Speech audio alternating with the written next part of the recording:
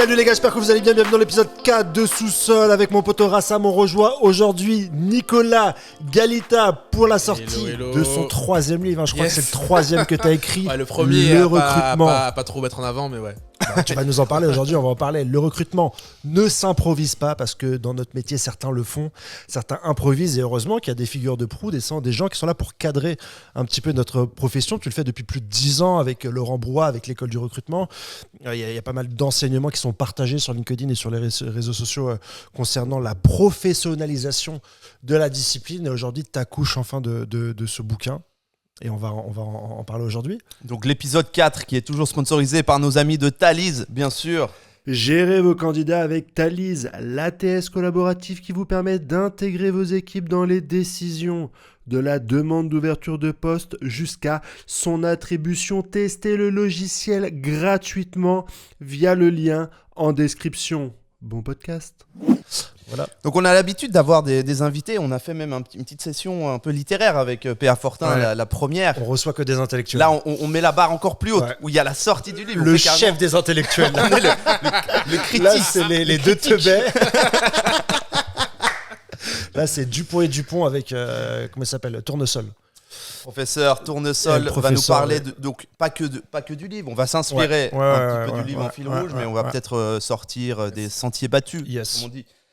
On démarre ouais, c'est ça un peu la dualité qu'on incarne un petit peu aujourd'hui dans cet épisode. C'est moi et Rassam qui sont du terrain et toi qui es dans la théorie. C'est pas aussi radical que ça et manichéen, mais c'est un radical petit peu comme Galita. Radical comme Galita. Mais ça va être un petit peu ça le muscle. On en a profité pour lire un petit peu le bouquin parce que merci, vous nous avez offert. On a fait une super soirée dans les locaux de l'école. Je l'ai acheté aussi. Moi aussi j'ai acheté. J'allais le faire même sans toi. C'est pas du tout parce que tu l'as fait d'abord que je le fais. Et c'est l'occasion de revenir sur tous ces concepts aussi un petit peu qui sont traités dans le livre, mais qui font débat, peut-être, ou en tout cas qui peuvent nourrir une certaine forme de discussion et d'échange entre les recruteurs et ceux qui sont autour, ceux qui forment, ceux qui sont sur LinkedIn, etc.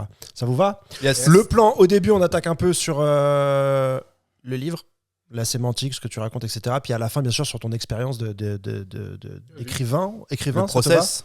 D'auteur. Ouais, d'auteur ou d'écrivain si ça vous va. Let's go. Yes. Si tout le monde est good avec ça. Donc moi j'ai lu le livre assez rapidement. Je vais me replonger bien sûr dedans, mais il y a déjà dès le début des choses sur lesquelles j'ai envie d'échanger. Il y a une très bonne introduction sur qu'est-ce qu'un recruteur. Déjà, et surtout parce que c'est une idée qu'on reçoit beaucoup. Moi je suis dans le recrutement mais j'ai atterri là par hasard. Marion déconstruit ça dès le début parce qu'elle a voulu faire du recrutement. Ce qui est rare. Ouais, j'ai pas cru quand elle me disait, moi depuis que je suis petite je fais du recrutement, je me dis arrête de mytho, c'est bon, tu vois. Et elle me l'a dit 10 fois, je dis ok, je te crois. Et ben je suis dans le même cas qu'elle. Moi j'ai fait un master RH, management des RH avec dès la première année de l'alternance en recrutement pour être recruteur. Ouais, fils de pauvre, du coup moi on m'a dit tu vas avoir un costume et tu vas dire aux gens s'ils peuvent travailler ou pas. Pour moi c'était le Graal, vraiment c'était le meilleur métier du monde. Et la première notion qu'on aborde et qui est très importante, c'est l'amour de ce métier. Est-ce que tu peux nous parler de ça, de ce sujet-là, et de pourquoi c'est important de poser les bases autour de ça pour toi? Ouais, je trouve que c'est important de parler d'amour du métier parce que t'as plein de gens qui n'en ont pas. Mais on peut pas leur reprocher parce que c'est aussi un métier où tu as beaucoup de bashing, de trucs négatifs, tu dis non à plein de gens, enfin il y a plein de raisons qui font que c'est compliqué. L'autre raison pour laquelle tu peux avoir du mal à aimer le métier, c'est parce que comme t'as pas de méthode, tu sais pas ce que tu fais, et du coup tu as une crise de légitimité. Tu vois, moi c'était mon cas, quand on m'a dit fais des entretiens, je savais pas quoi faire, tu vois. En plus, moi, j'ai pas eu l'illusion de me dire j'ai le nez. Il y a des gens qui te disent ouais, moi je sens les gens et tout. Moi, je savais, moi je me suis fait arnaquer plein de fois dans ma vie. Des sommes d'argent que je n'aurais pas. Donc, je savais que j'avais pas ce truc de sentir les gens. Et du coup, ouais, tu vois, j'ai fait des trucs, même en entretien, on se connaît en vrai tous les trois quasiment via Paul Mouchet. Ouais.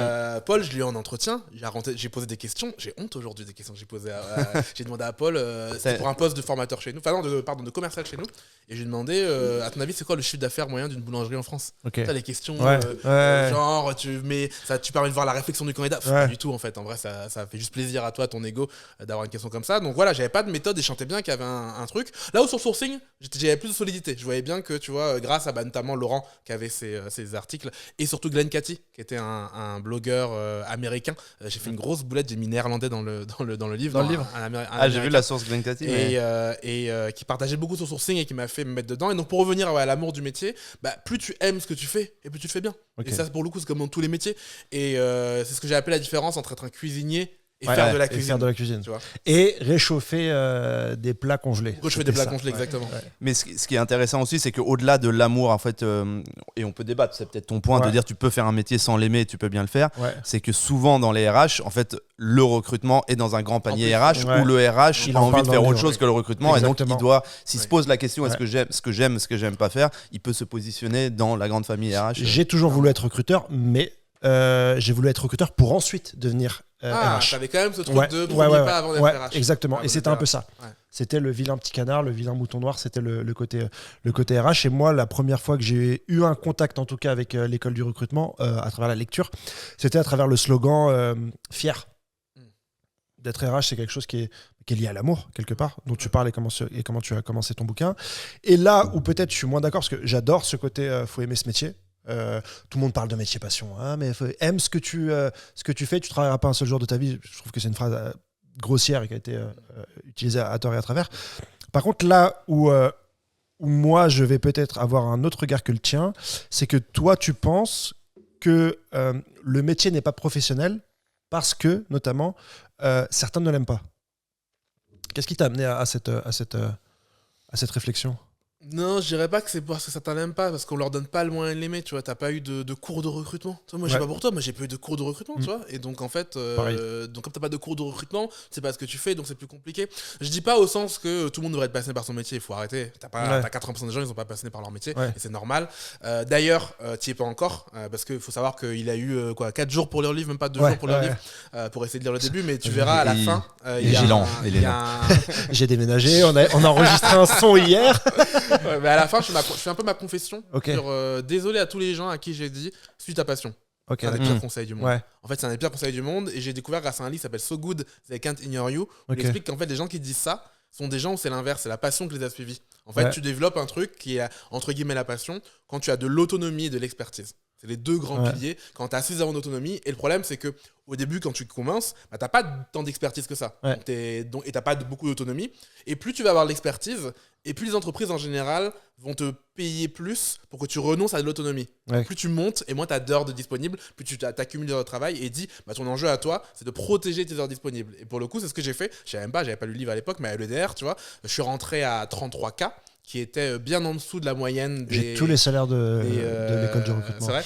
J'ai tous les salaires. Tu sais, quand je suis venu à la non-conférence du recrutement et j'ai fait des shorts et j'ai demandé aux gens les salaires. Je les ai jamais sortis parce que je me suis rendu compte, attends, il y a tout le monde qui m'a donné son salaire. Et j'ai cette bombe entre les mains. C'est ouf. Et du coup, j'ai sorti tous les interviews, mais en coupant ce truc-là. Et du coup, tu vois, je suis rentré à l'époque. Alors, 33K, c'est très bien. Hein, je veux pas faire le mec. Il y a plein de gens qui rêvent de ça. Je crois que c'est la moyenne des salaires parisiens. Ça fait 2800 €. On a regardé ce week-end. Moi, à l'époque, c'était 2100 €, 33K. Et c'était moins que tous mes camarades d'école de commerce, parce que le salaire moyen de mon école de commerce, c'était 42K, un truc comme ça. Je commence à 26. Donc, je suis rentré et j'étais en dessous déjà. Il y avait ce truc un peu de tu vois, est-ce que j'ai fait le bon choix ? Mais maintenant, je regrette pas parce que j'ai fait le choix de rejoindre Laurent Brois. C'était un mec qui avait ce truc de l'autonomie. Je suis arrivé dès le début et j'avais quasiment carte blanche et c'était ouf. Et c'est ce qui fait que aussi j'aime ce que je fais, c'est qu'on me laisse faire comme je veux, tu vois. C'est ça qui fait ça. Il y a un point que tu as dit qui me fait rebondir parce que c'est vrai que tu parles du fait que pourquoi le recrutement est si souvent mal fait et en fait à travers ça et le respect qu'on doit donner au recrutement ou le fait que ce soit un vrai métier à part entière et en fait à travers ça très rapidement tu dis déjà commençons par nous. Pourquoi on a des annonces claquées ? Pourquoi on accepte de ne pas répondre aux candidats ? Pourquoi on fait ça ? Et ainsi de suite. Ça fait quand même en France déjà plus de 6-7 ans, 10 ans grossièrement que le sujet est traité un peu de plus en plus en profondeur à travers l'école du recrutement notamment et plein de formations qui sont construites autour. Mais globalement, il n'y a toujours pas, on va dire, dans les formations de base, des grands masters RH, il n'y a pas de module d'expertise recrutement. Qu'est-ce qui manque pour qu'une prise de conscience, que ce soit en entreprise ou en formation initiale ? Toi, je ne sais pas si tu parles à des écoles ou à des gens qui créent ces cursus. Ouais. Je sais que tu as des... alors, je ne sais pas si je peux encore le dire parce que c'est dans les cartons, mais on a une des grandes écoles RH qui justement nous a abordé pour dire, OK, comment on pourrait faire nous de co-créer un truc un master recrutement. Et donc je sens que ça infuse, mais c'est long. T'as toujours ce truc, mais ce que tu disais, c'est que dans les RH, t'as un espèce de regard un peu négatif. Moi, je me rappelle, pareil, je cite pas le nom, mais j'étais dans une école de RH, je suis arrivé, je suis dans l'ascenseur, j'attends, et un autre prof que je connais pas du coup me dit ah là, vous enseignez quoi? Je dis le recrutement. Je crois qu'il allait me faire un pan en arrière. Je suis exactement trop. Et donc t'as ce truc quand même un peu de regard négatif qui fait que ça a pris du temps. Moi je sais aussi quand on avait à l'époque, si on avait lancé notre parcours, enfin notre l'alternance en recrutement, on a fait ça pendant 4 ans. Et quand on le faisait, j'avais beaucoup de gens qui disaient dans les critiques mais comment c'est possible de passer 1 an sur le recrutement? J'ai envie de vous dire, mais moi, j'ai pas assez de temps. Hein. Je pourrais faire 2 ans, 3 ans sur le recrutement, en vrai de vrai. Et tu vois, il y a un peu ce truc condescendant qui fait que le métier, il est pas considéré encore. Mais en tout cas, c'était. Parce que je suis allé moins loin que toi, je pense, et je suis allé.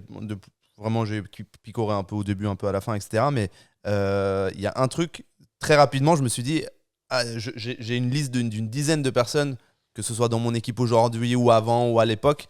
Je me dis, j'ai envie qu'ils lisent ça pour qu'ils commencent à repenser à des messages de fond qui sont martelés tout le temps sur le fait de déplafonner nos cerveaux de recruteurs. Je vais être gentil après, mais d'abord je lui tire dessus. Ah oui, toi tu vas. Ah ouais, pardon, on devait l'attaquer. Abort mission.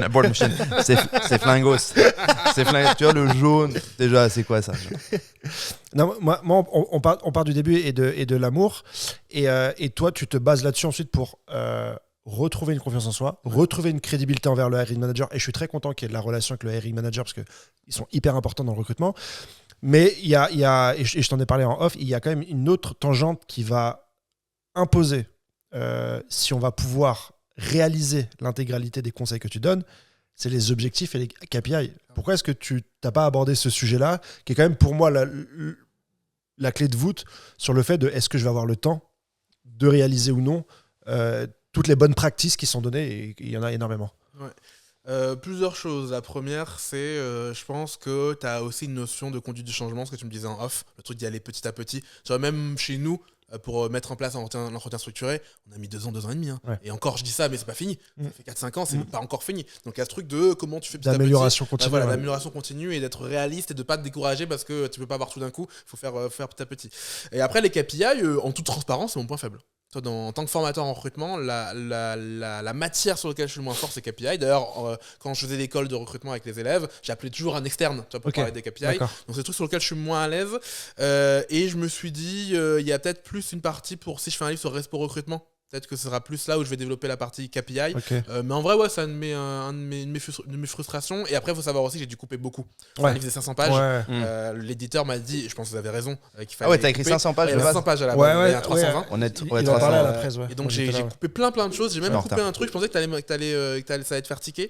J'ai même coupé une partie que j'aurais aimé garder. C'est comment tu t'organises dans l'équipe. Est-ce que tu mets un sourceur et plein de recruteurs? Est-ce que tu mets que des recruteuses full stack? Ça pareil, c'est passé à la fin. C'était ma prochaine question, mais vas-y. Non, j'allais dire c'est un point effectivement, et aussi on le disait en préambule souvent qui est le débat de ceux qui sont en interne en entreprise et ceux qui sont plus dans la formation et dans la pédagogie. C'est des quotidiens différents. Toi, parfois tu as besoin de votre force c'est d'être un peu prise de recul et prise de hauteur parfois pour voir les concepts, réfléchir. Et quand nous, on est sur le terrain, on est parfois la tête dans le guidon, mais du coup, ça nous force à itérer sur ces sujets de KPI et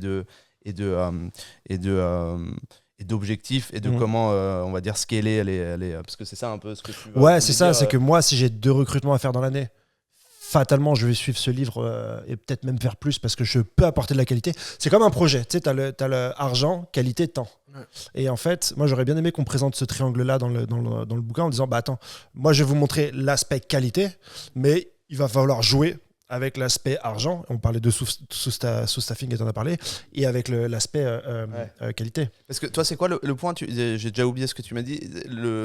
Ce que tu aurais aimé écrire et t'as pas pu. J'aurais aimé à la fois faire un truc sur l'organisation. Oui, voilà. Oui.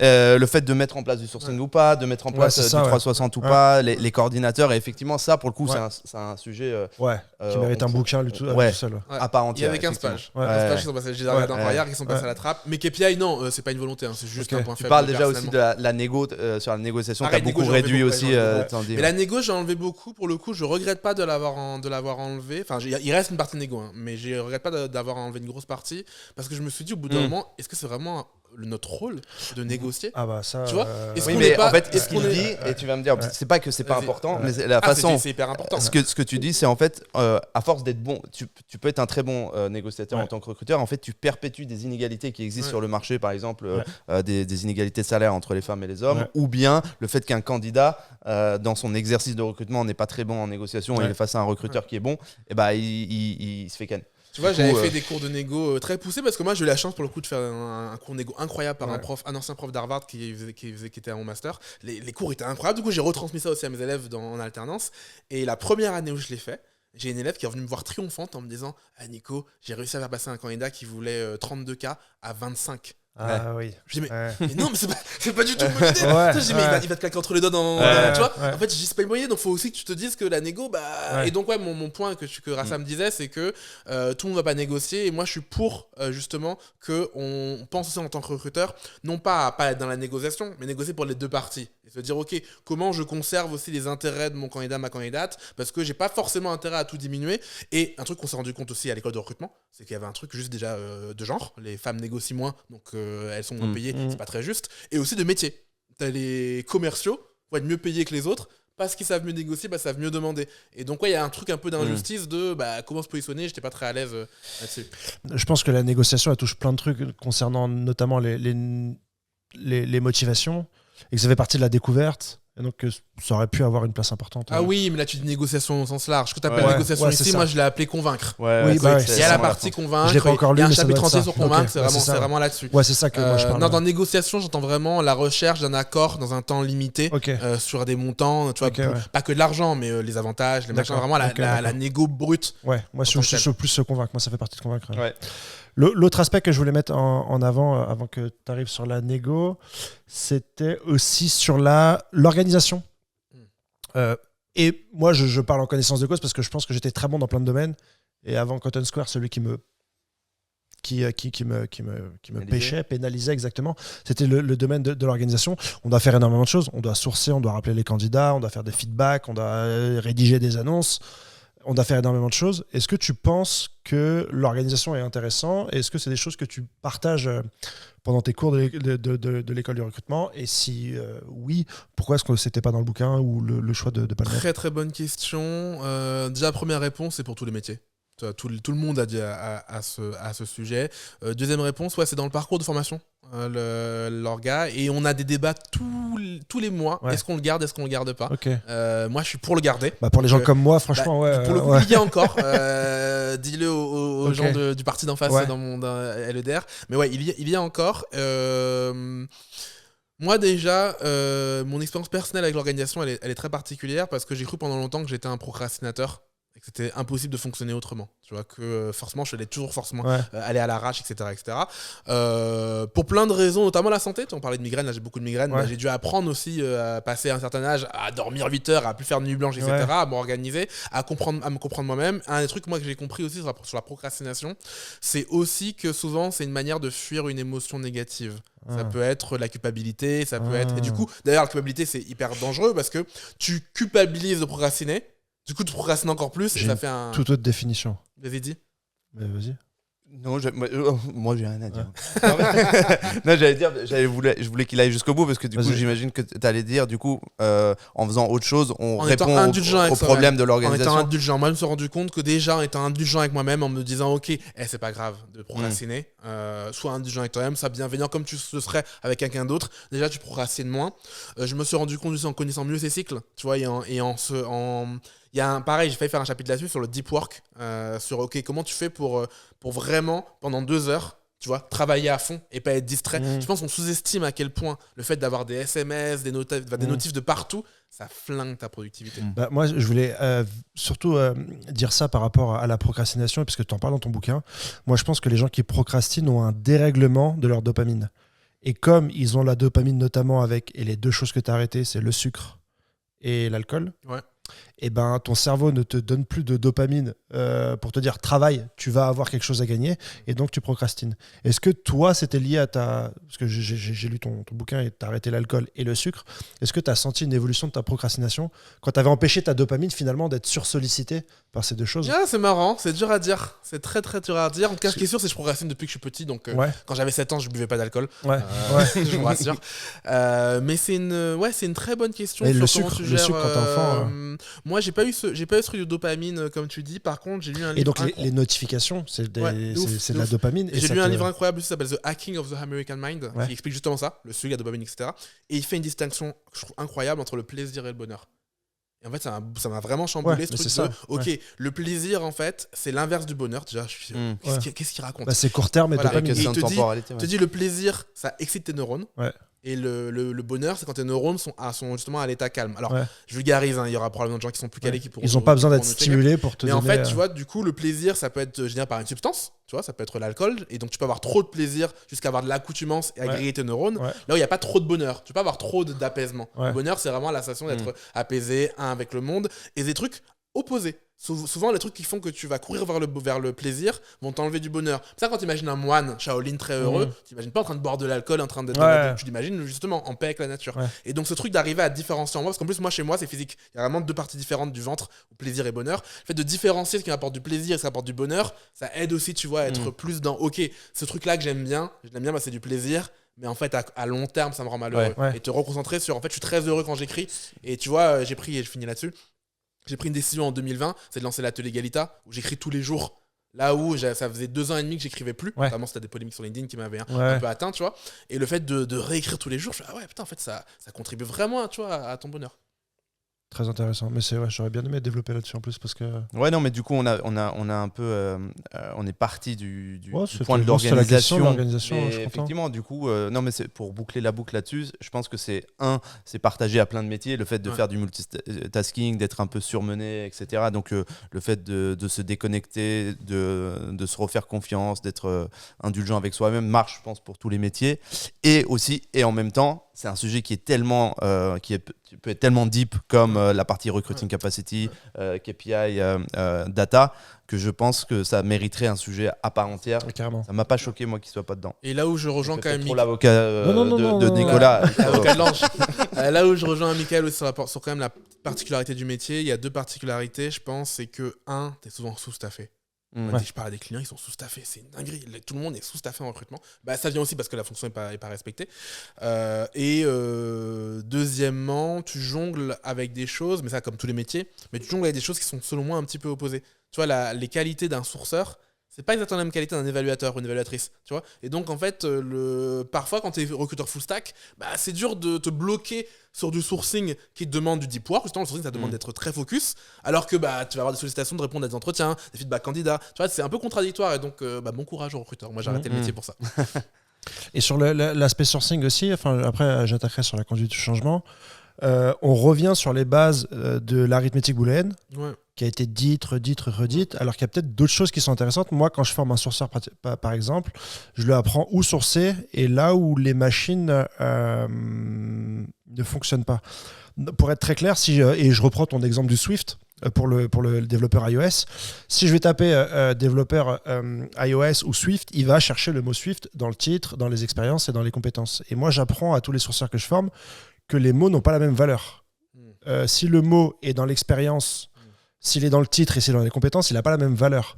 Est-ce que ça n'aurait pas été un enseignement peut-être plus concret que revenir sur l'arithmétique En vrai, de toute façon, ce que tu dis, je pense, est valable sur tous les chapitres. C'est juste que c'est probablement l'expertise où tu as le plus avancé. Probablement que le sourcing, c'est le truc que tu connais le mieux. Et donc, en fait, comme j'ai 40 pages, chaque truc, qui en vrai mériterait un livre. Ça mériterait un livre entier sourcing, ça mériterait un livre entier sur les annonces. En vrai, j'ai largement quoi faire un livre sur chaque truc. Donc, le sourcing, j'ai essayé de revenir quand même à la logique qui, toi, t'as l'air évidente parce que tu connais, Et en vrai, quand je parle à mes clients, il y a encore plein, et mes clientes, il y a plein de gens qui connaissent pas. Mais j'ai quand même essayé, au-delà du bouquin, de réfléchir à la logique. Comment tu fais pour bien penser la recherche en termes de, tu vois, j'aime bien le proverbe, si tu veux trouver un écureuil, il faut trouver les noisettes. Tu dois te mettre dans ce mindset-là plutôt que la technique. Et j'ai un autre problème aussi qui est très compliqué, c'est que c'est très dur d'écrire sur le sourcing parce que tout ce que tu écris peut du jour au lendemain. D'ailleurs, j'ai écrit un truc. C'est la volonté de ton livre d'être intemporel.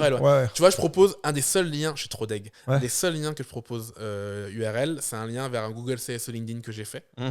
Qui ne marche plus. Et X-Ray aussi, parce que tu attaques les X-Ray. C'est ça, ok, d'accord. Vu que LinkedIn a annoncé que ça marche bien. Donc je suis dégoûté, mon livre est sorti, il y a déjà une partie qui est un peu obsolète. Tu vois. Après, c'est un truc que tu dis dans l'intro, je crois, sur le fait de dire... y a beaucoup de gens qui disent « Ah, c'est cool, j'aimerais bien me mettre aux nouvelles pratiques du recrutement. » Et en fait, c'est une excuse pour eux de dire « Ah non, c'est parce que c'est nouveau que je le fais pas bien. » En fait, non, il y a des choses qui sont intemporelles et qui sont toujours entre la bonne et la mauvaise façon, entre guillemets, de faire. Et peut-être que c'est une façon de pas vouloir tu vois, rentrer dans un truc de temporel et de baser ton livre. Et je me fais encore l'avocat de Nicolas sur ce coup-là.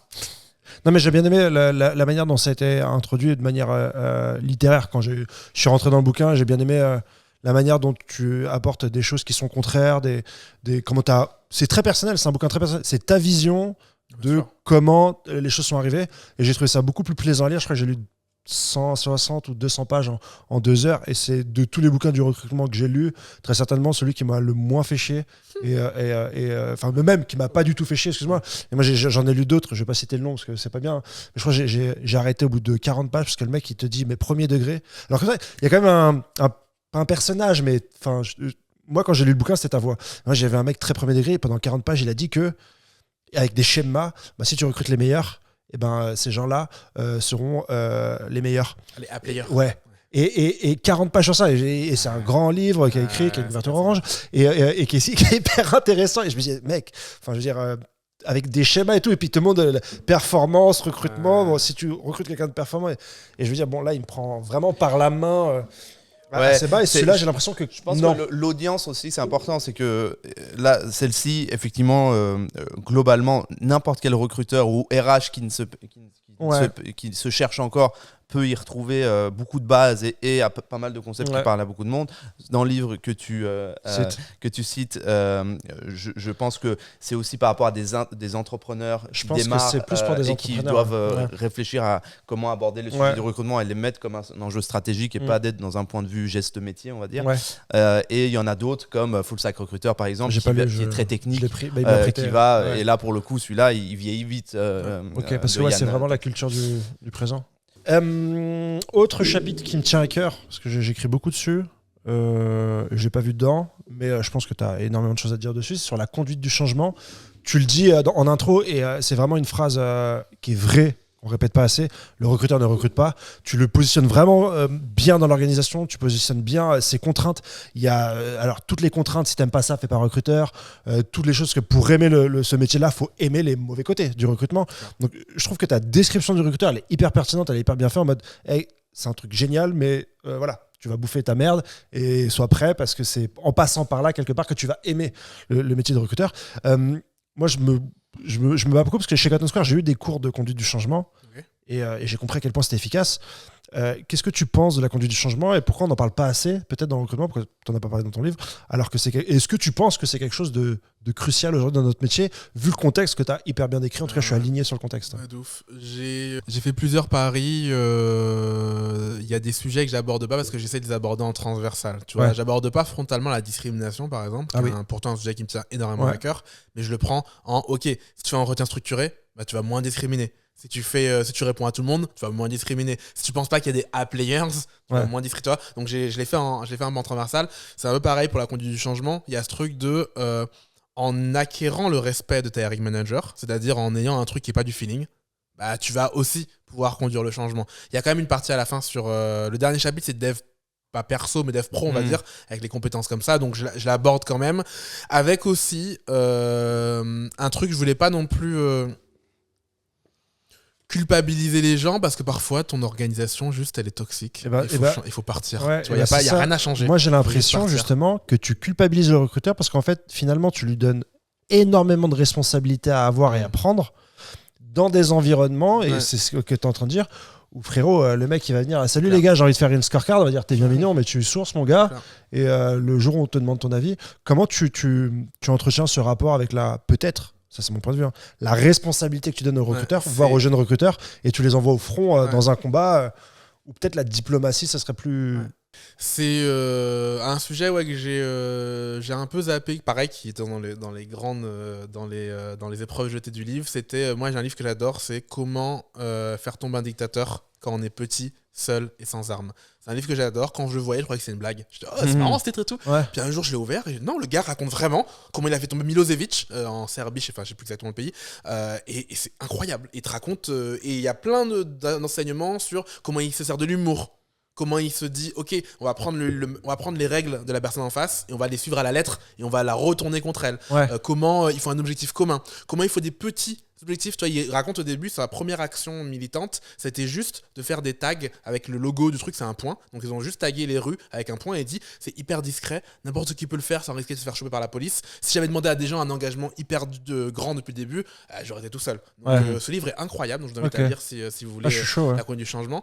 Et sinon, moi, ce que je crois quand même, c'est que si jamais tu arrives à recaler quelques punchlines, j'essaie de reprendre les punchlines que j'utilise pour les punchlines un peu judo, pour retourner les managers.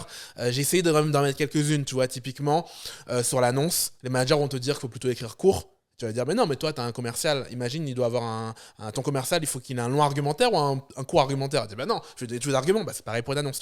J'essaye d'avoir des petits trucs comme ça pour les ramener. Pareil sur l'évaluation, il y a un truc sur les candidats arnaqueurs. Ton manager, il va souvent te demander des gens qui présentent bien, qui présentent bien leur parcours, etc.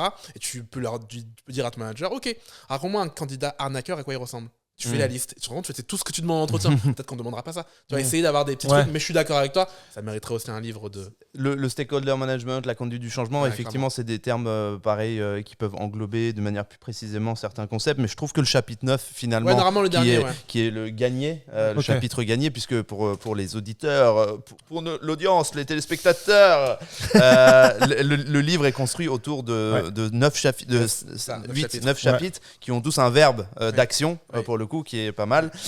Penser, exister, se connaître, chercher, captiver, convaincre, choisir, soigner et gagner. Et dans gagner, effectivement, il y a pas mal de choses. Là où je pense que globalement, et c'est aussi un peu l'héritage, je trouve, de l'école du recrutement, c'est que et là, dans les sous-titres de gagner, c'est aimer son métier, effectivement, défendre les candidats, s'allier aux managers. Et effectivement, il y a quand même un fil rouge qui est un peu plus souvent de se mettre d'abord dans le camp du candidat, par empathie, lui faire le retour, ne pas faire de biais, être objectif par l'entretien structuré, et même dans le terme, tu vois, défendre d'un côté et s'allier de l'autre. Là où moi, qui viens plutôt du monde interne, mon premier, je défends d'abord entre guillemets mon entreprise, mon business, ma boîte et du coup mon manager. Et le candidat est un moyen pour y arriver, entre guillemets, de manière un peu cynique. C'est pour ça que j'ai écrit ça. Parce que j'ai pas besoin de te dire de soigner ton manager. Évidemment, ton manager, comme tu le disais, on n'a pas développé quand je dis le recruteur ne recrute pas ou la recruteuse ne recrute pas. Ce que je veux dire, c'est que tu recrutes pour un manager. Tout le temps. À part quand tu recrutes pour ton équipe, tu recrutes pour quelqu'un, t'es chargé de recrutement. Et donc, j'ai pas besoin de te dire de prendre soin de ton manager. T'as pas le choix. De toute façon, il va te dire, tu vois, par contre, prendre soin du candidat. Même moi, je suis le premier. Bah, parfois, je fais pas attention, tu vois. Donc, c'est ça. On va vite ne pas faire attention aux candidats. Il y a aussi la phrase sur les annonces où tu expliques qu'on doit répondre à toutes les candidatures et tu utilises l'exemple. Imagine si tu es dans une boulangerie et tu voulais acheter un croissant et que la personne te dit dans 3 semaines. Et moi, j'avais un exemple sur ça et parce que ça arrive aussi des fois où tu lâches l'affaire parce qu'il y a trop de demandes. Parce que dans la boulangerie, tu n'as pas 60 personnes qui demandent un croissant en même temps. Alors que dans une annonce, en posant l'annonce, le lendemain, je peux venir et tu as 60 CV. Mais les 60 sont arrivés un par un, comme dans la boulangerie. Oui, mais toi, t'es arrivé le lendemain. Et moi, je prendrais plutôt l'exemple en boîte. Si t'as déjà été en boîte de nuit, des fois, quand t'es autour d'un bar et qu'il y a une centaine de personnes, tu n'as pas ton verre et tu le comprends très bien. Et c'est pour ça que prendre l'exemple de la boulangerie de un par un, les annonces, tu peux te venir le lendemain matin et t'as entre 20, 30 et 40 CV. Ouais. La réalité, quand même, c'est qu'on pourrait mettre un seuil sur l'annonce. Moi, j'ai plein de clients qui commencent à y aller. Au début, ils avaient peur en me disant mais je vais rater des gens. C'est quoi la définition du seuil ? Ce que j'appelle le seuil, c'est on dit peut-être au bout de 20 candidats. Fermer le job. Je la suspends Après, je la rouvre, je la suspends, et puis je la rouvre, je la suspends. Si jamais tu es dans une situation où tu reçois 150 CV, bah, bon courage, de toute façon. Tu vois, je compatis avec toi. Il y a des enjeux, et notamment tous les ATS sont pas bien faits là-dessus, et notamment on revient sur la data. Le fait d'arrêter un job peut casser le flow d'analyse, de conversion que tu as sur un job, et on a souvent le cas dans différentes boîtes où j'étais. Mais ça reste une bonne parade, mais attention si vous êtes sur un système d'analyse de vos et selon ta négo, et parfois on te paye 2 fois si jamais tu fermes et que tu on te facture 2 fois de l'autre côté, mais je trouve que moi l'exemple que je m'étais dit, enfin quand j'avais lu cet exemple, c'était pas tant de dire là c'est pas en même temps la commande du croissant, mais c'était sur le principe de une boulangerie effectivement quand même son business et sa mission de business, c'est de vendre des croissants aux gens. Et s'il n'arrive pas à assouvir ce business premier, effectivement tu peux lui dire what the fuck. Là où une entreprise, son métier n'est pas d'offrir un emploi aux gens. Son métier, c'est avoir une mission, construire quelque chose, un produit. Et je reviens sur le fait que le candidat soit c'est un moyen pour arriver à cet objectif, collectivement, effectivement. Et que du coup, souvent, je dis en tant que recruteur, je te dois rien, tu vois. Toi, en tant que candidat, tu vois, de manière un peu, encore une fois, un peu cynique, un peu radicale. Et bien sûr qu'il faut soigner l'expérience. Entreprise, et ça, je pense qu'on est un peu biaisé. Si tu veux être totalement cynique, il y a aussi des calculs qui te montrent que quand tu as une mauvaise expérience candidat, et que tu es une boîte B2C, ton chiffre d'affaires il peut tomber à cause de ça. Alors je sais pas par cœur, mais l'étude de Virgin qui avait chiffré le nombre de millions d'euros que tu perdais en traitant mal les gens. Avoir un mauvais NPS. Ils sont ton truc. Donc, c'est quelque part un peu cynique aussi, c'est d'y aller. C'est comme moi avec la diversité, j'y suis allé parce que je voulais recruter les meilleurs devs chez Doctolib. Les meilleurs devs chez Doctolib voulaient une boîte mature sur le sujet de la parité femme, donc je suis allé sur le sujet. Mais non mais tu vois, comme tout ce que je te présente, de toute façon faut bien que les gens aient à l'esprit que forcément j'ai écrit un livre, donc je peux pas être devant toi à te parler et à te dire ok, il faut y aller petit à petit. Si je t'avais en formation, je dirais toujours la même chose. Je te dis ok, à la fin de cette journée tu vas choisir une chose que tu as entendue dans les 7 heures et tu appliques juste ça. Si tu fais juste ça, déjà c'est déjà mal, puis après tu feras 2 choses. Moi j'ai pas pris comme ça, j'ai pas pris comme un livre de best practice, j'ai pris comme un livre où toi tu racontes ce que doit être le recrutement selon ce que tu aimerais voir. Et c'est ça qui m'a aspiré dans le livre en fait. C'est que il y a une certaine forme de Yaka Foka que d'habitude qui me dresse le poil et je dis mais attends t'es qui, et là en fait je t'ai vu comme quelqu'un qui défend une vision, qui dit attends, moi dans ma tête si je devais faire un recrutement parfait ça serait ça, et ce serait ça et pour ça, et je te donne un exemple parce que j'ai envie de te convaincre, et même si des fois il y a certains exemples je dis bon t'aimes bien les exemples, t'aimes bien les métaphores, t'adores ça, clair. Et tout le temps je les lis et je suis d'accord, l'histoire de la raquette à 1,10€, tous ces trucs là que je me suis fait piéger, moi j'ai dit 10 centimes forcément tu vois. Et l'autre exemple qui vient par la suite où je me fais piéger, et au final mes défenses se sont abaissées et j'ai pris du plaisir sur l'Arche de Noé. L'Arche de Moïse et l'Arche de Noé. Non, et du coup, dans l'écriture, c'est vraiment. Moi, il y a un truc que j'ai bien aimé, et après, un truc que j'ai bien aimé, c'était sur l'entretien structuré. En fait, parce que j'ai monté pas mal de training aussi en interne sur le sujet, et c'est vrai que ce qui marche le mieux, c'est un script A versus script B. Tu as un candidat, tu fais un entretien structuré, un candidat, tu fais pas l'entretien structuré, à la fin tu dis lequel vous a le plus convaincu, on est d'accord que machin. Et là tu pousses l'exercice dans le livre encore plus loin, où tu fais le script du brief, le script de l'entretien, le script du débrief dans une situation non structurée, situation structurée. Je fais Julie et Sophie, Julie qui fait toute la démarche d'entretien structuré, Sophie qui le fait pas. Alors fun fact, c'est ChatGPT qui a écrit ces pages. C'est les fameuses pages, 12 pages écrites par ChatGPT. J'ai dit à ChatGPT, c'est dur de faire un faux cas, tu vois. J'ai dit à ChatGPT, vas-y, fais-moi un faux cas d'une recruteuse qui fait et puis évidemment, j'ai corrigé derrière. Et c'est un truc que j'ai trouvé en formation. Parce que quand j'ai une journée de formation sur l'entretien, les gens étaient perdus. Au milieu, ils me disaient, je sais pas pourquoi on fait ça. Et depuis que j'ai mis ce cas au début, qui te montre à quoi va ressembler la méthode et ça va être quoi le truc cool, tu feras jamais 100%, mais à quoi ressemblerait le truc cool, d'un coup les gens se disent ah ok, ce qui est important c'est ça, et un truc qui change beaucoup le regard des gens, c'est quand je leur dis ok, une bonne évaluation ressemble à quoi, quand t'étais à l'école, quand t'étais au sport, pour toi c'était quoi une bonne évaluation? Tout le monde dit ah, fallait un barème, faut pas que ça dépende de la tête du client, parce qu'il faut que le prof il soit juste, il faut que ça évalue un bon truc, tu vois. Je comprends pas pourquoi en anglais on évalue l'écrit alors qu'en vrai moi j'ai envie de parler l'anglais. Je dis ok. Et à la fin, je dis, et les recrutements, l'entretien, ça ressemble à ça? Non. Et tu te rends compte qu'en fait, un entretien, ça ressemble à... Souvent, les gens disent en rencard, on dirait un entretien de recrutement. En fait, c'est l'inverse. C'est l'entretien qui ressemble à un rencard. Ça devrait pas ressembler à un rencard. Ça devrait ressembler à un truc comme une évaluation. Tu vois, très... on va vraiment chercher les compétences de la personne. Ouais, alors que le jeu de la séduction étant parle entre le rôle du sourceur et du recruteur, là, c'est plus le domaine du sourceur d'être dans la séduction, dans la drague, et le recruteur derrière de convertir. C'est une question qui n'est pas du tout du bouquin, mais je suis content de t'avoir, donc je te la pose. Est-ce que tu penses qu'on devrait attaquer l'Ukraine demain matin? Est-ce que tu penses qu'on devrait envoyer les questions aux candidats avant l'entretien? Mais c'est dedans. C'est dans le. C'est dedans. Ouais, c'est un conseil. Stylé. Je veux bien que tu me donnes ton avis. Entretien, justement. Moi, quand j'ai lu ce conseil, j'ai lu dans un bouquin qui s'appelle L'entrevue structurée. J'ai dit, mais n'importe quoi. Après, comme le livre, tous les conseils m'avaient l'air cool. Chaque fois que je les avais appliqués, ça s'était bien passé. Je dis, bon, je vais faire confiance à l'auteur, je vais essayer. Et donc, j'ai essayé. Et en fait, j'en suis jamais revenu. Les avantages. Alors, il faut un entretien structuré pour ça. Il faut un entretien où les questions sont comportementales. C'est des questions du type raconte-moi une fois où t'as. Oui, c'est ça. Des questions auxquelles la personne ne peut pas deviner la réponse. Tu vois, si je te dis par exemple, raconte-moi une fois où tu as eu un désaccord avec ton manager, c'est une vraie question de l'aide. Ouais, c'est ça. Parce qu'en fait, excuse-moi, je suis désolé, je coupe trop les gens. En fait, moi, des fois, on me pose des questions en entretien. Quand je cherche un poste de recruteur, bien sûr. Et en fait, je donne une réponse et j'improvise parce que je vais chercher dans ma mémoire le truc qui correspond le mieux. Alors que tu m'aurais donné la question avant, j'aurais trouvé peut-être ma meilleure expérience. Je peux te couper à mon tour. Parce que moi, du coup, c'est ce que je fais. Et j'ai commencé je le faisais pas chez Doctolib parce que on avait des entretiens très structurés. Tout était les trames, les ATS, les débriefs. Et en réalité, c'est avec Paul Mouchet que Paul Mouchet a commencé à le faire sur les sourceurs. Il y avait des talking points. C'était plus des points de discussion. C'était plus un entretien structuré dans le sens pardon, il y avait plus de case. Il y avait plus le case study et du coup c'est devenu des talking points, des points de discussion. Et les points de discussion sont beaucoup plus faciles à envoyer. Et donc là chez Free, quand je recrute pour mon équipe et au maximum j'essaie de le mettre dès que je peux sur des postes.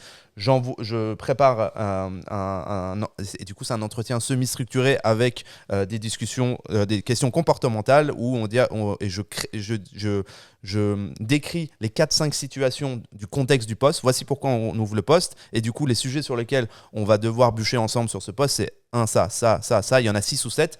Choisissant 3 sur lesquels et je voudrais des exemples, je vais te poser a priori des questions comme ça de comportemental. Et effectivement, les gens ils kiffent parce qu'ils arrivent en mode sur ces 3 sujets-là, j'ai pu vraiment bien réfléchir au meilleur exemple et pas de sortir un et je me dis après... J'ai eu quasiment le même retour, la même expérience que toi. C'est effectivement, on est passé donc question comportementale. Raconte-moi une fois où tu as été en désaccord avec un client, avec un manager. Déjà, tu peux pas anticiper la bonne réponse. Tu vois, chez LEDR, alors maintenant je vais le dire devant tout le monde, mais chez LEDR, on attend de toi plutôt que tu sois quelqu'un qui arrive à aller au conflit. C'est une boîte très conflictuelle. Mais j'aurais posé la question, je sais pas, dans une autre grosse boîte, c'est l'inverse. Toi, tu es plutôt diplomate. Donc tu veux pas savoir la bonne réponse. Donc il faut que des questions dont on n'arrive pas à savoir la bonne réponse. Je les envoie aux gens, mais 1 heure avant. C'est pas 3 jours, 4 jours avant. On va 1 heure, le temps avant qu'ils prennent les transports, etc. Ou alors, ils les découvrent quand ils arrivent. Je leur laisse un petit quart d'heure pour lire les questions. Et ce que j'ai remarqué dans deux trucs. Le premièrement, c'est que effectivement, les gens sont plus contents parce qu'ils sont moins pris à défaut. Deuxièmement, il y a aussi le truc ils vont mieux se gérer. Tu vois, ils savent la durée de l'entretien. Ils savent toutes les questions que je vais poser. Ils gèrent leur temps. Il n'y a pas ce truc où ils parlent trop longtemps. Et c'est vrai que c'est un concept, il y a des recruteurs ou des managers, ils se disent tu vas pas donner les réponses. Enfin, c'est presque, ils pensent qu'on donne les réponses. Et juste je donne un tips là-dessus pour ceux qui nous écoutent et qui aujourd'hui font pas ça et ils se disent mais attends, peut-être que le candidat que j'ai eu hier, en fait, avec un peu plus de préparation, il m'aurait plus convaincu. Un truc que vous pouvez faire, c'est à la fin de l'entretien, soit vous-même, soit la personne qui enchaîne, parce que ça arrive souvent de faire 30 minutes, 40 minutes, 1 heure. Moi, souvent, je démarre mon entretien quand je prends le relais de quelqu'un d'autre en disant super, comment ça s'est passé avec la personne d'avant, c'est quoi la question là, parce que en gros ils ont toujours 5 minutes à réfléchir à froid. Là vous regrettez ou vous pensez que vous aurez mieux répondu. C'est super ça. Et en fait ça me fait 2 choses, c'est que je prends la réponse qu'il me donne, potentiellement ça peut rassurer la personne qui n'était pas totalement convaincue, et 2, je sais déjà sur quoi la personne n'a pas convaincu l'intervieweur précédent, et dans mon débrief je m'en sers parfois. J'ai un dernier argument sur pourquoi c'est important de mettre les gens à leur meilleur et pas à leur pire. Parce qu'en fait, tu peux pas être plus nul que nul, mais tu peux être meilleur que meilleur. Je m'explique. Là, demain, tu veux évaluer si Mike Tyson il est fort en boxe. Est-ce que la meilleure manière de le faire, c'est d'aller le prendre par surprise dans la rue et lui mettre une patate ? ou de venir dans un ring de boxe. Bon Évidemment, n'importe qui peut battre Mike Tyson par surprise quand il n'est pas préparé. Pareil, si tu compares, je sais pas, Olivier Giroud, que j'adore, respecter Giroud, on respecte pas assez Giroud dans ce pays. Je l'adore, respecter Olivier. Mais si tu compares Respecte Karim quand même. Juste qu'il marque. Et respecter Karim, très clairement. Olivier, il faut juste qu'il marque un peu de but et puis je pense mais tu vois, si tu veux niveau KPI, je pense si tu veux comparer, non mais c'est le meilleur buteur français. Si tu veux comparer Olivier Giroud et Lionel Messi, il vaut mieux regarder leur meilleur match. Si tu regardes leur pire match, les deux mettent 0 but. Qu'est-ce que tu retiens d'eux? Ils ont mis 0 but. Si tu regardes leur meilleur match, évidemment qu'Olivier Giroud a aucune saison où il fait des saisons comme Lionel Messi incroyable. Donc il faut regarder la meilleure saison de Messi et la meilleure saison de Giroud. Pas leurs deux pires. Leurs deux pires vont se ressembler parce que tu vas tendre vers 0 et il n'y a pas plus bas que le bas, tu vois. C'est très vrai. Je me revois dire ça à des managers différemment, mais c'est tout l'aspect de demanding versus supportive. Je suis content de vous avoir posé la question parce que tout le monde doit être réparé. C'est vraiment cool. Non mais c'est vrai. Non, mais et pour que ça marche, tout le monde doit être réparé. Je bois parce que moi je pensais ça dans ma tête. Parce que tu vois, tout le monde doit être réparé. C'est-à-dire que tous les candidats et candidates ont l'opportunité, comme ils ont préparé, de donner leur meilleur. Tu vois, c'est ça le truc. C'est pas il y en a un qui a le truc et l'autre l'a pas. Autre question que je voulais poser, la dernière sur le bouquin. Après on parle de l'expérience de l'écriture. J'ai adoré, et c'est peut-être dans ce que j'ai lu, ce que j'ai préféré, et ce qui m'a appris le plus de choses, ton passage sur les soft skills. Pourquoi tu as pris ce risque-là? Alors que pour moi, c'est le truc le plus flou du recrutement. Il est hyper bien détaillé, notamment, mais je te laisserai dire ce que je t'ai dit en off sur ce que j'ai apprécié plus que tout. Comment c'est venu, pourquoi c'est venu, et vice-versa. Ouais, sur les soft skills, déjà c'est un terme qui est très flou. J'ai eu beaucoup de mal à comprendre ce que les gens voulaient dire par là. Il y a, en plus, à chaque fois quelqu'un te dit maintenant les hard skills c'est fini, c'est les soft skills. Depuis que je suis là, maintenant c'est fini. Tu vois, en fait, depuis le début, les gens font ça. Il y a personne qui se dit je vais prendre un mec ou une nana que sur les compétences techniques et je regarde pas les ça n'existe pas. Donc c'est un faux débat à ce niveau. Moi, ce qui me chagrinait, c'était le savoir-être. On te dit, ouais, ils n'ont pas de savoir-être. Et en vrai, j'ai toujours trouvé ça très violent comme manière de dire. Tu vas te dire, le candidat, ça veut dire quoi quelqu'un qui ne sait pas être, tu vois il y a de la négation, voilà. Enfin, tu te nies toi-même. Ouais. Exactement. Pour moi, c'est pas une vraie compétence. Parce que, tu vois, si là, je vous demande qui est super chaud en macro Excel, tu peux me dire, bah non, moi, je suis pas chaud en macro Excel. Si je demande qui a pas de savoir-être, tu dis ça que pour insulter les gens. Tu vois. Je peux, si je prends du recul avec la personne que j'étais au début de ma carrière, identifier que dans le début de la carrière, effectivement, j'avais pas la connaissance sur le comportement à avoir en entreprise que j'ai aujourd'hui. Oui, mais chaque entreprise étant différente. Il y a quand même des codes communs que j'avais pas avant, peut-être dans la manière peut-être frontale d'aborder les choses. Tu sais, par exemple, je sors du décor, mais vous avez capté, quand je retourne voir chez mes potes à Aulnay, des fois, ils ont des faces, ça me choque. En fait, j'ai tellement traîné à Paris et dans les startups, et je prends tellement pour te dire je suis pas d'accord. Oh non, en fait, il se trouve que y a peut-être une autre idée. Enfin, je prends tellement de gants que maintenant, quand je vais voir des gens qui parlent ne serait-ce que direct, ça me choque. Oui. Et moi, j'étais trop direct, maintenant je suis moins. T'étais pas trop direct, t'étais dans une culture qui te demandait d'être moins direct. Ouais, c'est ça. C'est très différent. Ouais. Même si je rajoute ce qu'on s'est dit en off, le fait de ne pas être blanc me joue là-dedans. Ouais. Je sais que le fait que je sois pas blanc, quand je parle, on s'attend à ce que je sois en colère. Ouais. Tu vois, on a ce truc de... Et pire que ça, je te racontais une étude tout à l'heure qui montrait que même les IA, vous voyez les visages noirs, plus colériques que les visages blancs. Donc il y a ce truc déjà aussi qu'il faut avoir en tête, c'est que c'est pas forcément toi le problème. Et deuxièmement, ce que je décris, c'est une personnalité. Ouais. C'est pas un savoir-être. Il y a des gens qui vont être plus francs, des gens qui vont être moins francs. C'est pas supérieur. Tu vois, tu serais chez LEDR, mais il faut être franc. Tu serais médecin, évidemment qu'on va pas te dire il faut dire frontalement aux gens ce qu'ils ont. Donc ça dépend vraiment du contexte. Là où quand les gens disent savoir-être, tu sens quand même que dans leur tête c'est universel, que c'est un truc, c'est l'éducation, c'est les parents, et que tout le monde devrait l'avoir. Ils te disent pas non, c'est une personnalité selon la culture. Oui, la personnalité ça existe, et ça pour le coup j'en parle dans le livre. Qu'est-ce que la personnalité, les 5 grands traits de personnalité, ça veut dire quelque chose. Mais pour autant, tu vois, le fait d'être diplomate, ça va te servir dans des contextes. Chez LEDR, moi je peux te dire, il y a des gens que j'ai recrutés à l'école de recrutement qui n'ont pas fait long feu parce que justement ils n'arrivaient pas à avoir ce truc d'être assez direct. Donc je suis allé là-dessus avec vraiment c'est quoi le truc qui est validé par la science? Ce qui est validé par la science, c'est la personnalité. Donc, c'est-à-dire à quel point tu es ouvert aux nouvelles expériences, à quel point tu es un peu rigoureux, persévérant, tu vois, prudent, etc. À quel point tu es extraverti ou pas. À quel point tu as ce qu'on appelle l'agréabilité, c'est un peu ce que tu dis. À quel point tu vas être frontal, à quel point tu fais passer tes intérêts avant ceux des autres. C'est agreeableness et to agree. C'est un jeu de mots entre être agréable et être d'accord. Et le dernier, c'est à quel point tu as de la stabilité émotionnelle, de la résistance au stress. Mais ce qui est important, c'est que quand les scientifiques ont essayé d'évaluer ce qu'était la personnalité, au début, ils cherchaient un QE, un quotient émotionnel, comme le QI. Mais ça n'existe pas le QE. Ce qu'on a trouvé, c'est 5 grands traits. Il n'y a pas de trait supérieur. Il y a des endroits où être extraverti, ça va te servir. Il y a des endroits où ça va te desservir. Le confinement, tu vois, moi, j'ai la chance ou la malchance d'être associable. Je suis très extraverti sur les 2 autres trucs qui sont l'assertivité et l'enthousiasme. Par contre, je suis très peu sociable. J'ai du mal à découvrir de nouvelles personnes. Le confinement, c'était génial. Et alors que moi, j'ai des potes, ils ont souffert pendant le confinement. Donc, tu vois, et pareil, si je prends un truc qui est contre-intuitif, j'ai une grande résistance au stress, mais très très grande. J'ai fini sur le test d'Assessor, ça dans le top 2%, tu vois, des gens qui sont pas stressés. Mais en fait, ça peut être aussi un défaut. Tu vois, parce que dès que t'as un truc, tu vois, ma sœur, elle s'est mariée en 2021. La gestion des signaux, c'était le 9 juillet son mariage, j'ai acheté les billets le 6 juillet en plein Covid. Billets d'avion, Paris-Guadeloupe, je veux dire. Et forcément, moi, je suis le genre de mec qui rate des avions. Je suis pas stressé. J'ai aussi une très belle définition, mais j'aimerais que ce soit toi qui la dises, sur comment être pertinent dans les valeurs d'une entreprise. Ah, ouais, on en a parlé avant sur le truc de... Et ça, c'est une idée que j'avais depuis longtemps. Quand je l'ai lu, je posais mon livre, je suis parti boire un café.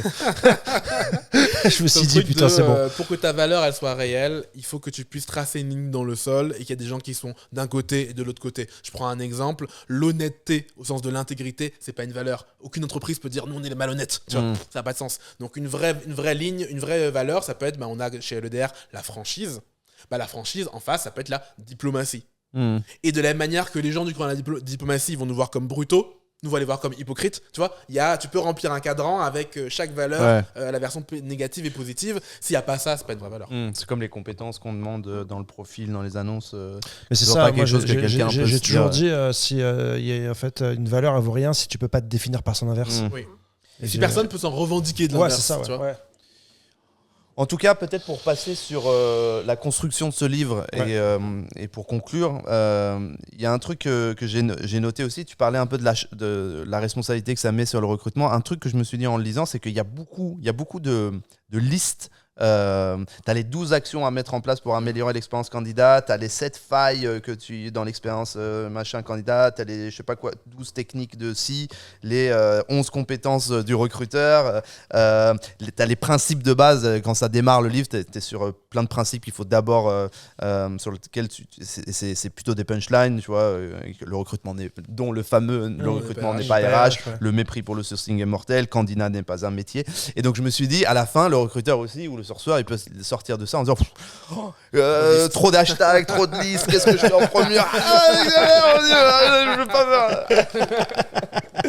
Comment en fait, et du coup ma question c'est pas bon, c'est quand on écrit un livre, au final c'est quand même sympa du coup d'avoir autant de listes. Comment on construit ces idées-là? Est-ce que on te les a soufflées ou c'est toi qui voulais faire ça comme ça? Déjà c'est marrant que tu le dises parce que je m'en étais pas rendu compte et c'est d'autant plus marrant que j'ai fait il y a quelques années la conférence de recrutement. J'étais coaché par un coach de prise en parole et à la fin il avait fait un résumé où il venait faire des trucs un peu marrants sur chaque speaker qu'il avait coaché. Et moi quand il s'est moqué de moi, mais il m'a imité comme ça. Phrase numéro 1, numéro 2, numéro 3, puis bon, il y a le 6, machin, et il a ce truc. Ça, et le fait aussi que je donne des noms à mes théories, tu vois. Ça, c'est pas une voiture, c'est la voiture, tu vois, c'est un nouveau truc. Et donc, c'est marrant parce que moi, je me rends pas compte quand on va se remarquer. Maintenant, je fais remarquer, je me rends compte qu'effectivement, il y a pas mal de listes. Il y a plusieurs raisons à ça. Déjà, parce qu'il y a des moments, c'est des articles à moi que j'ai repackagés. Or, dans un article, j'aime bien faire des listes, ça permet aux gens aussi de bien retenir, etc. Autre point d'ailleurs, c'est que les listes ont été un sujet très compliqué avec l'éditeur parce qu'à un moment, j'étais stressé. Je voulais qu'il y ait le bon espace, le bon gras, le machin. Tu sais, c'est le moment où ça va reboucler avec le truc d'écriture. Quand tu arrives à la fin et que vraiment, il faut signer le bon à tirer. C'est le début. Ouais, mais d'un coup, tu veux plus faire. T'as tout ton cerveau fait marche arrière de non mais il manque franchement il manque un bout de gras là, on peut pas, tu vois, c'est pour ça que mais ça dépend des c'est pour ça que je dis que c'est le début. Toi t'aimes bien, toi t'es l'accouchement, le fameux accouchement. Moi faut qu'on toi t'as envie de sortir là où effectivement moi je retarde l'accouchement parfois sur tous nos projets vidéo, tout ce qu'on fait. Mais ce qui est marrant c'est que normalement je suis plus comme toi à vouloir sortir les trucs, mais sur le livre il y a tellement d'années, tu vois, j'ai commencé en 2016, le tout début de ce livre, on est en 2024, tu vois, le fait de montrer au truc un truc que t'as jamais montré, aux autres un truc que t'as jamais montré, tu peux basculer là-dedans. Et pour revenir sur les plein de listes, j'aime bien les contenus comme ça actionnables où tu te dis comme tous les livres, tu vas jamais retenir 100% d'un livre. Et si tu peux prendre une liste qui va te servir, tiens, pour why not. Non, mais en vrai, c'est bien fait. Moi, j'adore dans le style, et je le redis encore une fois, que tu donnes des noms aux théories, que tu sois tranché, que c'est comme ça, machin truc. Franchement, c'est. Moi, si je lis un livre et si je prends le temps de lire un livre, c'est pour avoir quelqu'un qui est au moins convaincu, tranché sur ce qu'il dit. C'est pour ça que je fais les KPI. Ouais. KPI, je suis pas assez solide. J'ai un truc qui m'a été légué, j'ai pas inventé, mais un gars m'a dit un jour, si tu veux respecter ton public, tu dois être radical. Tu dois pas dire ouais, je pense à moitié que non. Faut dire ok, non, voilà ce que je fais. Même quand je suis pas sûr, je vais te dire ok, voilà ce que je fais. Je suis pas sûr, mais je te montre vraiment entièrement ce que c'est. Recrutement n'est pas RH, tu vois, j'ai assumé frontalement de moi je pense que ça devrait pas être de la RH. Après ça crée des débats et puis peut-être qu'un jour tu seras convaincu. Moi je change vite de position, tu vois. Il y a des trucs que je disais, maintenant je dis l'inverse aujourd'hui. Mais pour moi le respect que je dois à mon public. Alors en tant que formateur, je le dis pas pour tout le monde, t'es quelqu'un de normal entre guillemets, c'est pas ton métier, c'est normal de pas être tranché, mais moi je trouve que ce que je dois à mon public c'est de prendre des positions, qu'on sache où je suis, tu vois, qu'on se dise pas Nicolas Galita on sait pas trop ce qu'il pense, non, tu sais ce que je pense et si je dois changer, je change, tu vois. Il y a un livre que j'adore qui était où je l'adorais, il y a tout le monde qui l'adorait, maintenant je suis désolé, en vrai je suis désolé, le livre il est vraiment pas ouf. En vrai je m'attendais à ce que ça clash officiellement dedans. Non, c'est ça aurait été intéressant. Il n'y a pas de vanne sur les mers de Who. Bon alors ça fait quoi d'écrire un livre? Comme tu dis, c'est la 3e fois. Celle-là, c'était particulier parce qu'au début, on comptait le faire à 3 avec Laurent et Aurélien. Et au bout d'un moment, on s'est dit, c'est trop dur. Tu vois, au début, on faisait, viens, chaque semaine, on écrit un petit peu. C'est tellement dur d'être comme ça. Moi, j'arrive pas en tout cas. Donc, on revient à l'organisation, deep work, machin. J'ai dit, ok, vous savez quoi, je vais le faire tout seul et je vais me bloquer l'été 2021 pour écrire. Donc je me suis bloqué été 2021 pour écrire. Alors le problème c'est que, je le disais tout à l'heure, mariage de ma sœur. Donc je reviens de Guadeloupe, je suis jet lagué et je découvre le jet lag après 30 ans. Mais parce que moi je disais mais pourquoi ils disent ouais le jet lag ça va. Tu vois, depuis que je suis petit je vais en Guadeloupe et que je reviens parce que je l'ai fait beaucoup l'aller-retour par Guadeloupe. On me dit jet lag. Je dis mais ça va, enfin calmez-vous. Au Japon ça m'a tué. Moi ça me tue. Non même le changement d'heure il me tue. Je te jure même d'une heure le changement il me tue. Et donc je suis arrivé jet lagué. En plus c'est le mauvais sens, c'est quand tu viens de gauche vers la droite là. J'étais défoncé et donc je passe 2 semaines à pas écrire. J'ai annoncé à tout le monde que. En plus, moi, je suis très attaché à la parole. J'ai ce truc. Si je te dis que j'ai fait un truc, je vais le faire. Je parle beaucoup, mais je peux l'assumer, tu vois. Donc, il y a ce truc de je le dis, je le fais. J'arrive à la moitié, j'ai rien fait. Oh là là là là. J'ai passé du coup tout mon vendredi à écrire. Semaine 3, j'ai vraiment écrit comme un ouf. C'est le moment où j'ai plus écrit. Et du coup, comme j'étais pas loin de finir, semaine 4, j'ai fait ok, tranquille. Et je me suis retrouvé évidemment le week-end à devoir écrire comme un chien à fond. Ce que j'adore avec l'écriture, c'est que c'est un truc très méditatif. T'es là, t'es avec ta feuille. C'est vraiment plus, limite, moi j'adore écrire. C'est limite plus un kiff de l'écrire que de le partager aux autres. Tu vois, mon 2e livre, mon livre sur le dev perso, j'ai mis 1 mois à l'écrire. C'est là que j'ai découvert les concepts sur le sucre, le bonheur. C'est là où j'ai arrêté le sucre, j'ai commencé à dormir plus. C'était un grand kiff au point que j'ai fait une petite dépression, pas postpartum, mais tu vois, de post-accouchement du livre. Et là c'est pareil, tu vois, après, une fois que t'as lancé tout ça, il y a un petit vide, un espèce de vide qui se fait. Mais ouais, si t'aimes écrire c'est un vrai plaisir. Ça te permet aussi de mettre en ordre tes pensées. Tu vois, il y a des trucs que j'étais obligé sur lesquels je suis obligé de me muscler parce que je devais écrire le livre, tu vois. Les KPI, d'ailleurs, j'espère pour un prochain livre, je vais me muscler là-dessus. Mais ouais. J'avais 2 autres questions sur le livre. Tu parles de beaucoup de choses et notamment que tes références sont des années 90, que eux-mêmes ont des références dans les années 60 jusqu'à 1913. Qu'est-ce que tu penses de broyer tout ça, de repartir d'une feuille blanche des fois quand tu es dans un contexte de recrutement? Est-ce que des fois ça t'arrive? Toi en plus c'est d'autant plus difficile et tu m'as dit dans la vidéo que j'ai fait pour le LEDR que tu étais pour désapprendre. Est-ce que tu arrives à désapprendre? C'est tellement compliqué de désapprendre, mec, c'est hyper compliqué. J'avais ce truc là, tu sais, la fameuse histoire de Tiger Woods où le mec au début il était 3e mondial et il a été voir un coach qui lui a dit qu'en fait faut que tu désapprennes, t'as un problème dans ton swing ou je sais pas quoi, je connais rien, il faut désapprendre. Et donc il est tombé dans le classement pendant je sais pas quoi, 1 an, 2 ans, et après il est revenu plus fort parce qu'il a réussi à désapprendre. C'est hyper dur. Moi un truc qui m'aide pour désapprendre, c'est déjà être formateur. Donc tu vois, tu disais je suis plus sur le terrain, mais je suis quand même au contact régulier du terrain. Donc, ça veut dire que régulièrement, j'ai des recruteurs et des recruteuses qui me rappellent ah oui non c'est pas ça, tu me parles de booléen. En fait je sais que c'est pas simple parce que je vois les évolutions du terrain. Tu vois, typiquement un truc qui a vraiment évolué, c'est LinkedIn. Avant j'avais 1 heure, c'était les convaincre d'être sur LinkedIn. C'était en 2015. Maintenant, c'est fini. J'ai plus de trucs, tout le monde a un LinkedIn, tout le monde a une photo. Avant, vraiment, je te dis, je faisais les photos des gens dans la. Ok, on va prendre une photo de profil. Je t'oblige pas à la mettre, mais au moins, t'as pris une photo. Là, ça a disparu. Donc, tu vois, les trucs disparaissent. Et après, c'est avec les critiques. Tu vois, le message d'approche. au début, quand je l'enseignais, j'avais quand même beaucoup de réticence. D'ailleurs, le seul clash que j'ai eu avec Rassam, c'était le message d'approche. Et en fait, quand tu écoutes bien ton public, tu te rends compte que l'endroit où les gens te pointent un truc, c'est que toi-même, t'es pas si clair que ça avec. Ça loupe jamais. Quand le public te montre un truc, c'est qu'il y a un truc que tu vois que tu fais mal. Et sur le message d'approche, j'ai trouvé ce que je faisais mal. C'est que je parlais beaucoup de personnalisation, alors qu'en vrai, l'important, c'est l'empathie. Et donc, je suis passé d'un mec qui disait à tout le monde personnaliser. En fait, tu peux faire de l'empathie en copiant-coller, en copiant-coller. D'ailleurs, tu parles d'un message standard, un exemple d'un message standard qui peut être un très très bon message. Et tu vois, et donc, j'ai fait un espèce de virage à 160, notamment grâce à Glenn Cathy, dont je parlais, le sourceur, pas néerlandais mais américain, qui est venu à la conférence néerlandaise du SOSU. J'ai poussé l'empathie tellement loin que pendant des années, mon message de chasse faisait 2 lignes. Est-ce que c'est le bon moment pour t'envoyer une offre ?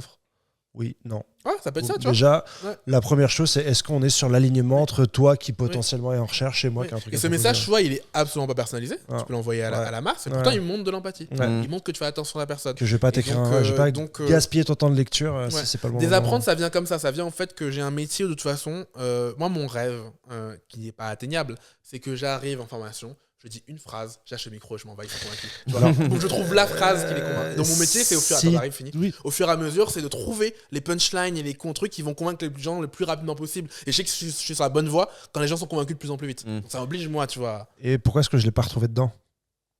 Le désapprendre.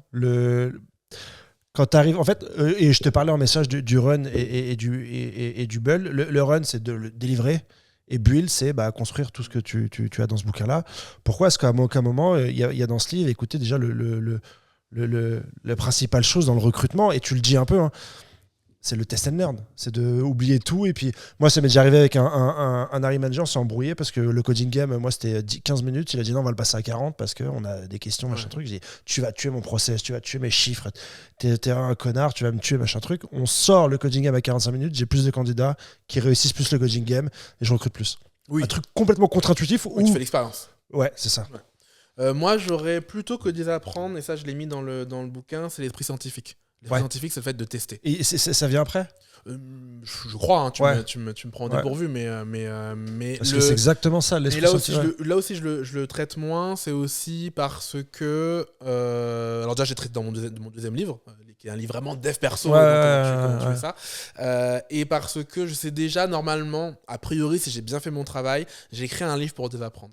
Ça, c'est pas un livre pour apprendre, c'est un livre pour désapprendre. D'ailleurs, c'est dit subtilement, mais normalement, c'est l'usufruit de la lecture. Mais même pas si subtilement. Toi, regarde, tout à l'heure, t'as dit quoi ? T'as dit, moi, j'ai lu, il y avait une punchline, j'ai dit, puis mes défenses sont baissées. Voilà.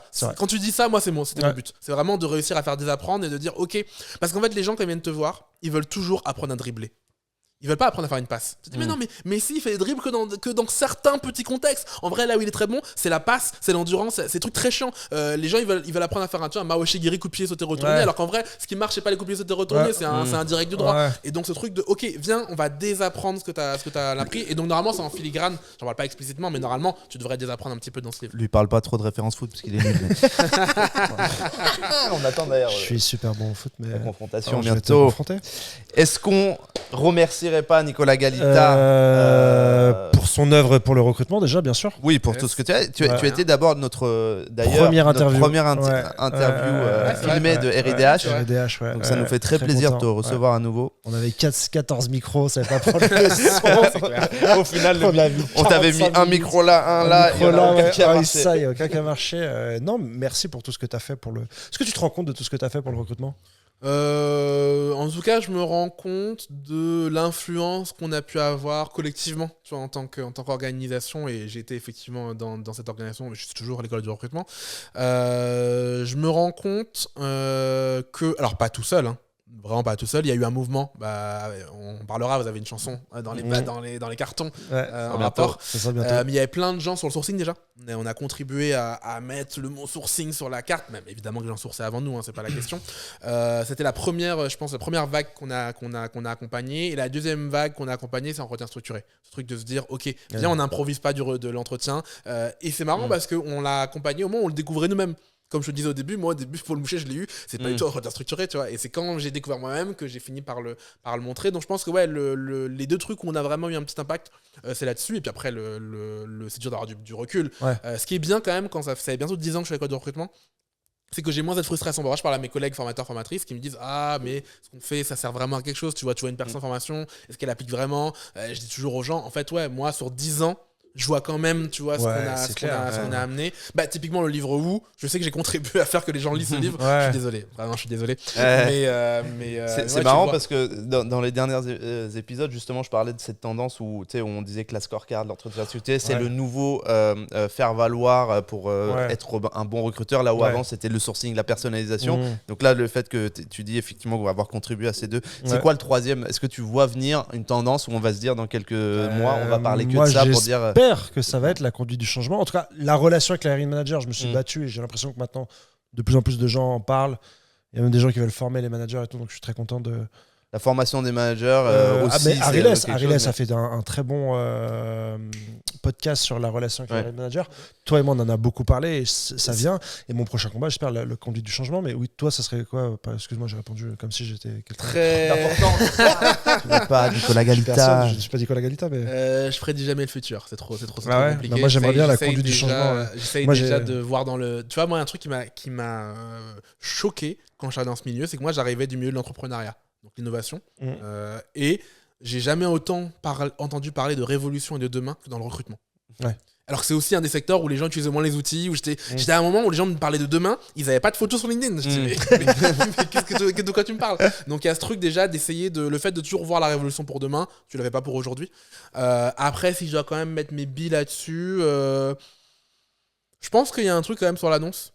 Tu vois, je trouve qu'on parle pas assez de comment écrire une bonne annonce. C'est un truc, je trouve que dans nos 3 révolutions, il y a eu le sourcing, il y a eu comment écrire une bonne annonce, et puis il y a eu l'entretien structuré. Je trouve que la partie écrire une bonne annonce, elle a un peu été, tu vois, on l'a peut-être pas assez mise en avant. En tout cas, personnellement, je parle pas pour le game. Le game, je sais pas vers où le game va aller, mais moi, un truc que j'aimerais bien pousser, c'est l'annonce, et en vrai, non, je sais. Ce que je dis à tout le monde, et qu'on est en train de bosser là en ce moment sur le code de recrutement, c'est j'ai commencé par dire qu'on n'avait pas assez de respect. Et maintenant, je suis en train de dire on mérite de ne pas avoir de respect. J'ai dit toujours aux gens maintenant, en fait, nous méritons de ne pas être respectés par le manager parce qu'en fait, vu qu'on improvise, toi, je disais avant, mais les gens croient que n'importe qui peut faire ce métier. Mais en vrai, n'importe qui peut faire ce métier. Tel qu'il est exercé aujourd'hui, la réalité, c'est qu'on embauche des gens, mais moi le premier, qui ont, tu vois, n'importe qui le fait. Et donc, le fait de réaliser qu'en fait, les managers, ils ne nous respectent pas. Parce qu'on n'est pas respectable. Et si tu veux être respectable, il faut une méthode. Tu vois, si tu fais feeling contre feeling, je veux bien l'intuition. Mais tu vois, entre toi et le manager, il aura toujours l'intuition par rapport à toi. Donc ouais, je pense qu'il y a vraiment ce truc de comment devenir respectable. Et aussi, l'autre évolution que j'ai eue, mais c'est un truc de fou, les managers sont très très ouverts en vrai. Aux méthodes. Tu vois, nous, les recruteurs nous disaient ouais, vous allez voir, nos managers, ils sont compliqués, tata. Là, on fait quelques formations managers ou l'école de recrutement. C'est le meilleur public du monde. Alors, c'est le public qui sort la plus grosse dinguerie au début. Ça, c'est vrai. Ils osent sortir des dingueries. Tu fais oh là là, mais tu vas avoir un procès. C'est illégal ce que tu dis. Ils se rendent pas compte. Là où les recruteurs et recruteuses ont plus de retenue, mais ils ont beaucoup moins de réticence parce que déjà, ils ont moins à désapprendre. Ils ont moins d'ego sur le fait de se dire, tu vois, il y a un truc qu'on appelle l'effet Semmelweis. C'est que, tu vois, c'est un mec qui a découvert que quand tu te lavais les mains après un accouchement, les femmes mourraient moins de ce qu'on appelle la fièvre post, je sais pas quoi, parce que les gens, en fait, les médecins, avant, ils allaient à la morgue, puis ils avaient des accouchements. Et donc, ils découvrent qu'en se lavant les mains, il y a moins de personnes qui meurent, et personne ne le croit. Parce qu'il n'est pas capable d'expliquer. On est avant Louis Pasteur, donc on est avant la découverte des virus, il ne sait pas pourquoi, et personne ne le croit. Et on appelle ça l'effet Semmelweis, c'est que pour un médecin, admettre que Semmelweis a raison et qu'il faut te laver les mains, c'est aussi admettre que tu as tué plein de gens sans faire exprès. Donc, c'est très, très, très dur de désapprendre dans ce cas-là, tu vois. Tu parles de François Gauthier d'ailleurs dans le livre sur Talentsoft qui a mis le self-service, un peu les managers qui recrutent, c'est peut-être aussi ça la tendance. Les managers, moi j'avais 2 trucs, c'est conduite du changement et relation avec les hiring managers. Tu penses que c'est la relation avec les hiring managers et surtout, mais avant la relation avec le manager, relation avec soi-même. Ok, je vais être respectable, je vais avoir une méthode, je vais arrêter d'essayer de le convaincre avec mon chamanisme, avec mon nez, il va me respecter parce qu'ils adorent les méthodes. Moi, un des plus grands retours que j'ai en formation manager, c'est voilà, une méthode.